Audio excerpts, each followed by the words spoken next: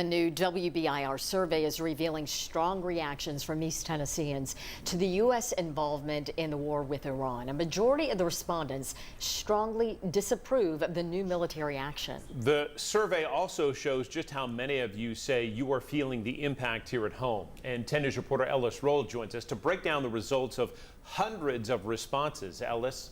Yeah, John Robin, we put these surveys out from time to time on a variety of important topics like school vouchers, hemp regulation, or bad roads. And typically we get a few hundred responses, but more than 1,400 of you took the time to fill this survey out.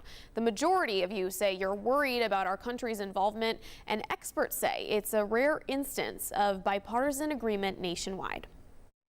East Tennesseans aren't staying quiet about the war with Iran, and the reaction is strong. WBIR put out a survey asking your thoughts about the war and its possible effects. So far, more than 1,400 of you have responded. That usually means it's a pretty intense issue. And I don't mean intense in terms of negative, positive. It's just clearly something that's very front burner, very important in their lives, that they're willing to take that time. Marco Gorman is a political science professor at Maryville College. He says President Trump will have to make it clear what constitutes a win for the U.S. in this conflict. Here at home, urgency shows up across the board. 75% of you say you're very concerned about how the war could impact your daily lives. And 90% say you're already feeling it financially as gas prices rise. On the financial impact, it was almost immediate. It took like maybe less than 72 hours after the first attacks on the 28th of February before gas prices went up. Beyond costs, many are also questioning the bigger picture,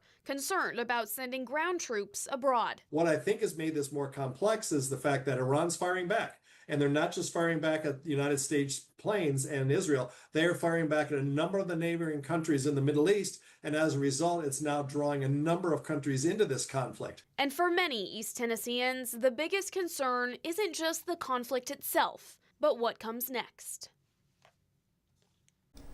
Now, Professor Marco Gorman says the Trump administration will need to come up with a clear message as to what the United States wants out of this conflict, since Trump ran on ending what he called forever wars. Now, the survey is still active, so if you'd like to share your thoughts, you can scan a QR code here on your screen. We will be taking the results and your concerns to our lawmakers in Nashville. John Robin, back to you.